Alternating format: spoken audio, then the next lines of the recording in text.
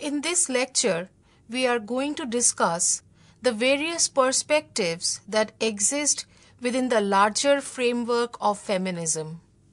Feminism, as we had discussed earlier, is a set of socio-political, cultural, and economic ideas that exist in order to free women from the oppression that they face in society.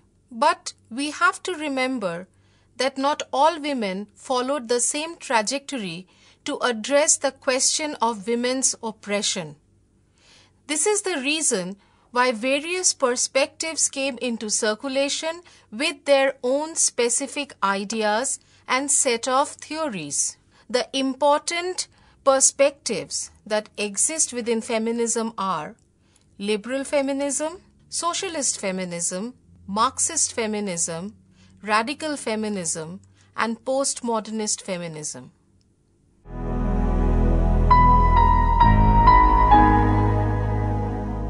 Coming to liberal feminism, one of the first people to talk about women's liberation was John Stuart Mill. Mill firmly believed that the value of happiness decided the morality, or rather the moral development of humanity. He believed that men and women could attain a state of happiness if they were in touch with their emotions, as well as if they were concerned, if they showed their concern for the well-being of others. He further held that the most valuable kind of happiness lay in exercising one's choices and also developing one's skills and abilities. Basically, Mill stressed on empathy and moral development, which incidentally are the two main tenets of liberal feminism. Liberal feminists believe that a woman and a man are no different from each other, and both can attain individual excellence in their own chosen field. Liberal feminism provides the framework through which political and legal reform for women can be realized and sustained. Liberal feminism, in that aspect, is an individualistic form of feminism and believes in the development of the individual rather than a group. In fact, liberal feminism uses the premises of interconnection between men and women to tackle the problems posed by a patriarchal society. Liberal feminism holds the belief that women can achieve excellence and thus equality, and that their status can be enhanced without bothering the superstructure of the society. The important issues pertaining to the liberal feminists are reproductive and abortion rights, equal pay for equal work, voting rights, education rights, awareness about and immunity against sexual harassment. They also believe that women will be liberated when the constraints on their participation in the public realm is removed and their civil liberties are secured.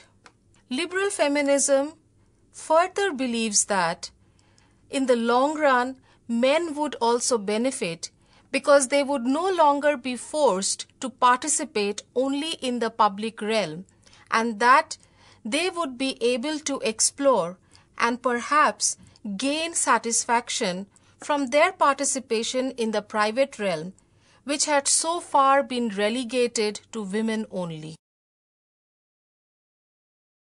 Socialists all over Europe believe that women's emancipation can also be achieved if society as a whole can be emancipated from the shackles of capitalism.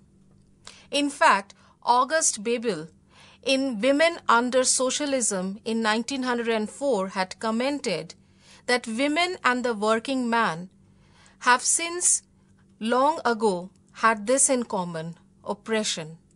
There can be no emancipation without the emancipation of the working class and women.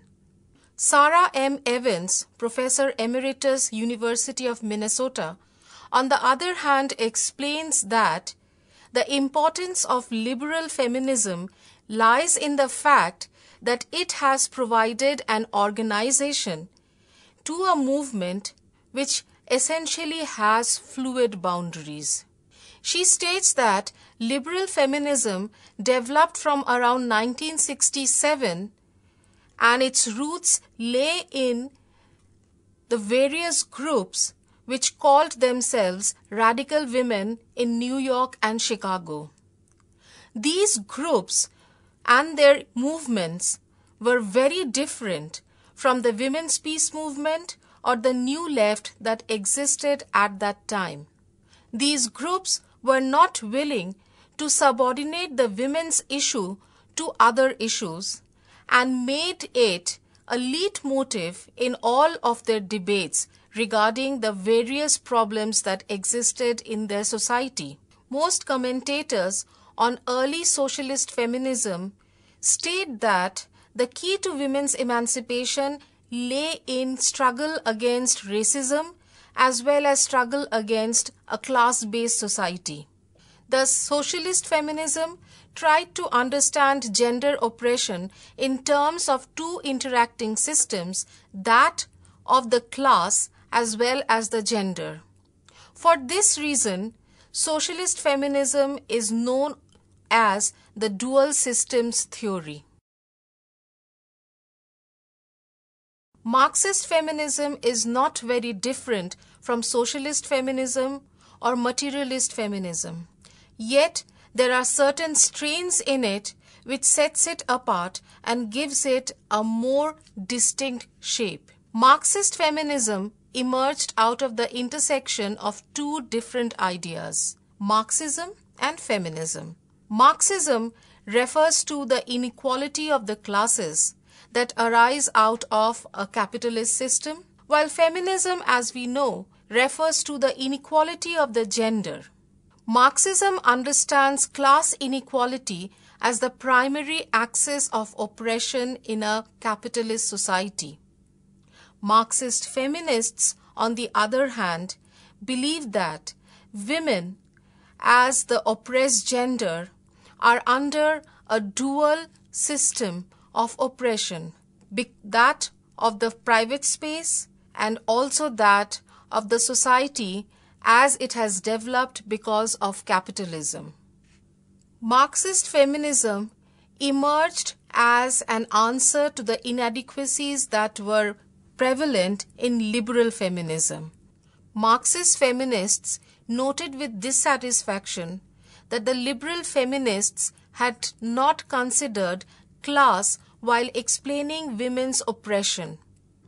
They felt that the issue of class was important because women, as stated earlier, were not only victims of society or their private space, but also victims of their economic realities. On the other hand, Marxist feminists were also not satisfied with the explanation given by Marxism regarding equality of humanity. While they felt that the liberal feminists were class blind, they also felt that the Marxists were gender blind. Marxist feminists feel that situating gender oppression within class oppression does not do justice to the specific problems that women face. Also, Marxist feminists felt that a woman's labor was important in not only developing but also sustaining the capitalist world order. The Marxist understanding of exploitation of one group of humanity by another was limited to only the economic aspect, whereas the Marxist feminists tried to understand the causes of oppression and tried to address it by removing the factors that gave rise to this oppression as well as subjugation. They feel that the omission that Marx and Engels had made in their analysis of class was extremely grave Because as stated earlier, women's labor is fundamental to the growth of capitalism. In the origin of the family, private property, and the state, Engels has stated that the root cause of women's oppression does not lie in their biology, but in the socio-historical development of society. He has further stated that in the prehistoric hunting-gathering society, women had equal position with men because they contributed in equal measure for the sustenance and survival of these groups. Their status changed when the hunting-gathering society gave way to agricultural society. In an agricultural society, people needed to lead settled sedentary life. This gave rise to the concept of state, to the concept of private property. Private property or ownership of land meant that the children of the owner would inherit the property. This in turn meant institutionalizing patriarchy by introducing marriage and the concept of family. This was mostly done to control a woman's sexuality, to ensure the paternity of their progeny. This was the basic premises from where Marxist feminists launched their movement. Unfortunately, this idea faded out in the 1980s and was replaced by post-modernist feminism. But, as we have seen, in the last 2 decades, globalization has led to many unfortunate economic crises. This has not only affected the third world countries, but also the first world countries, where relations between the working class and the capitalist class has taken a turn for the worse. This is the time when many feminists have started re-evaluating the premises of Marxist feminism as well as its interaction with historical materialism.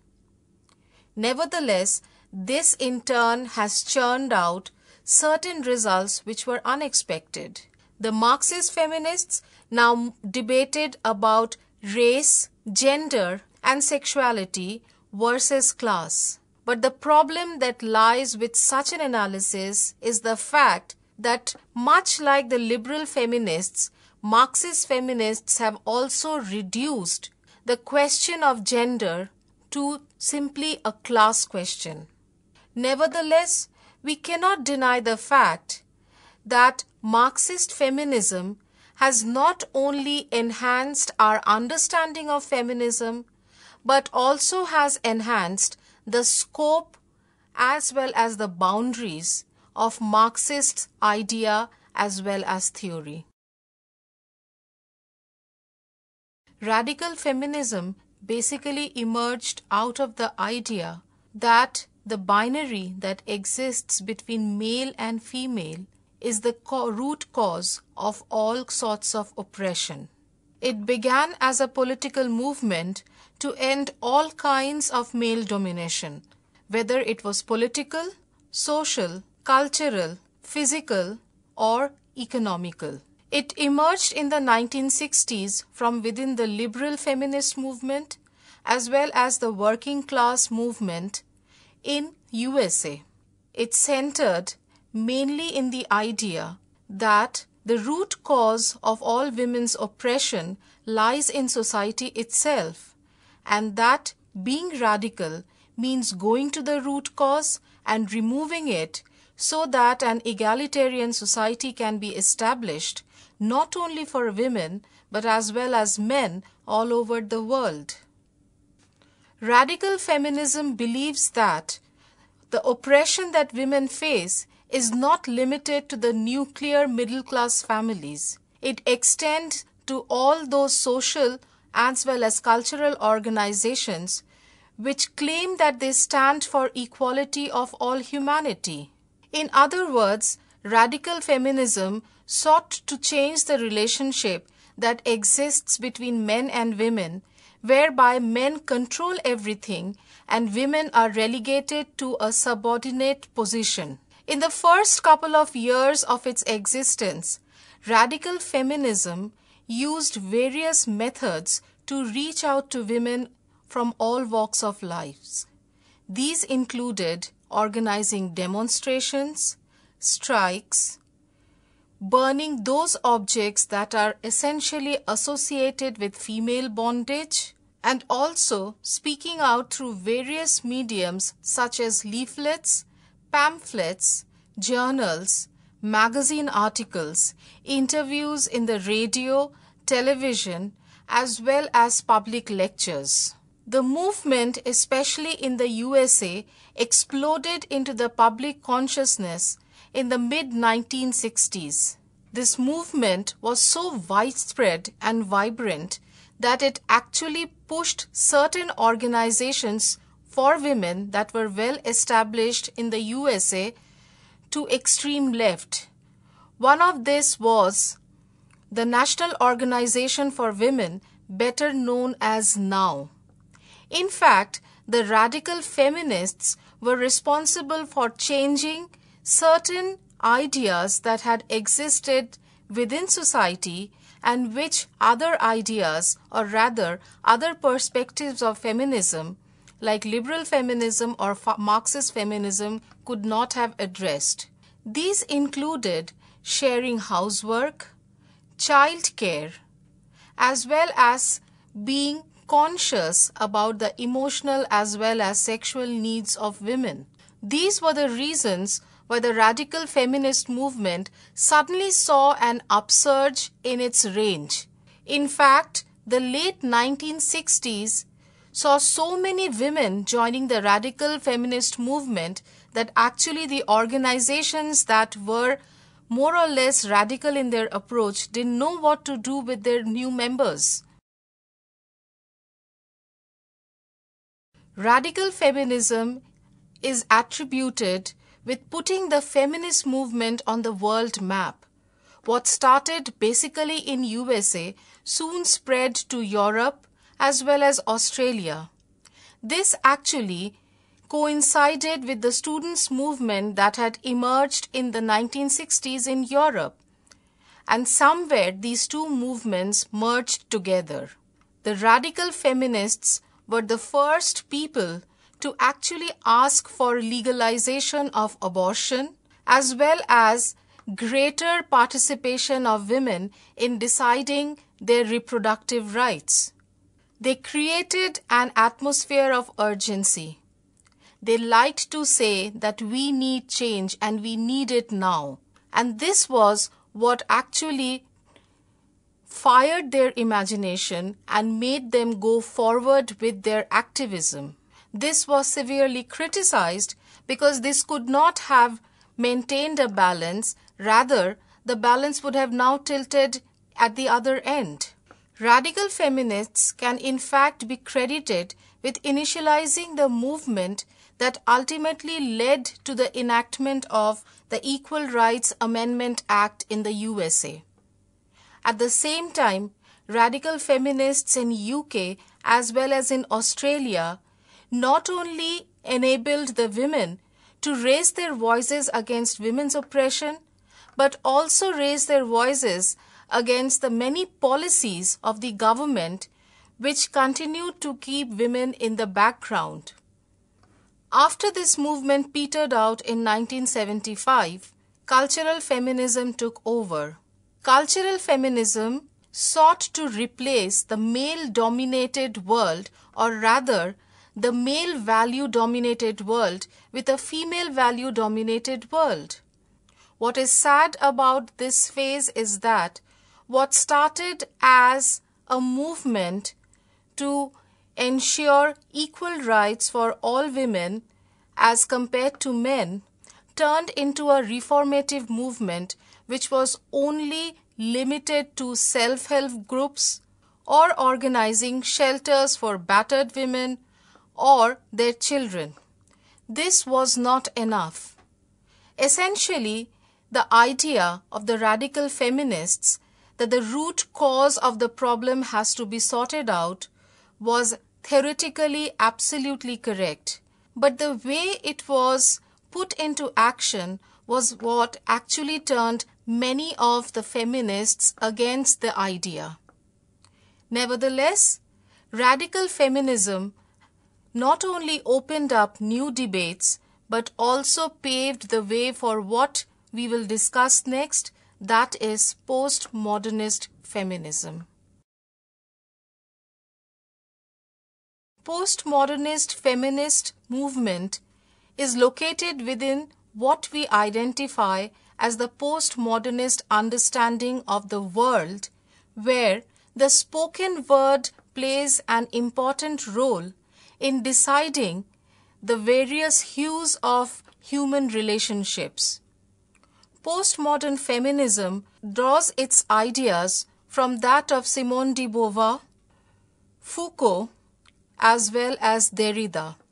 What is interesting about postmodernist feminism is that it does not have a unified ideology or a unified system of movement.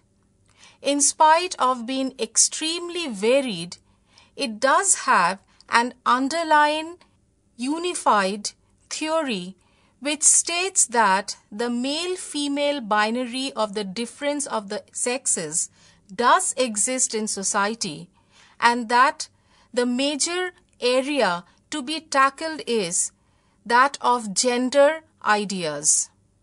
To explain it better, we can say that a postmodernist feminist will probably say that our gender is located within our minds, not in our biology. That is to say, a man or a woman grows up to be so because society deems it that way. Another interesting thing about the postmodernist feminist movement is that they do not like to call themselves as feminist because they feel that attaching a label as postmodernist feminism would mean reducing it to a homogeneous idea whereby the myriad hues that exist within the movement will be completely ignored. Postmodernist feminism sees itself as moving beyond liberal feminism or Marxist feminism or radical feminism. It tries to address the grassroots level issues which plague not only the first world country women but as well as the third world country women.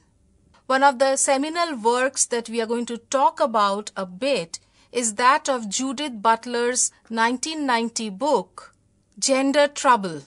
In it, she has drawn on and also criticized the ideas of de Beauvoir or Foucault by stating that the distinction drawn by the earlier feminist perspectives between biological sexes and socially constructed gender cannot be the only basis of understanding women's oppression. She states that instead of only looking at the human body or the human mind, it was also important to look at the material reality around us and see how society assigns it separate genders. She states that by not looking at the material aspects of our life as gender-based, we are denying an important scope, or rather an important platform from where gender oppression is unleashed.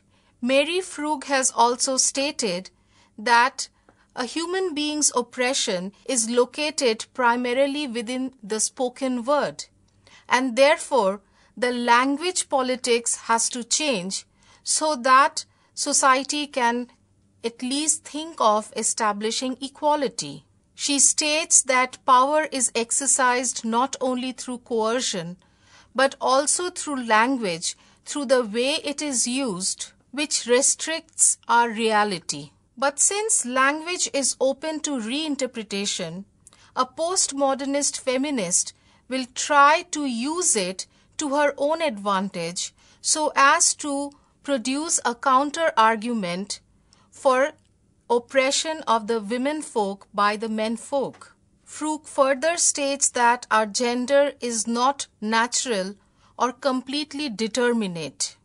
Rather, our gender is produced by a system of meaning and words.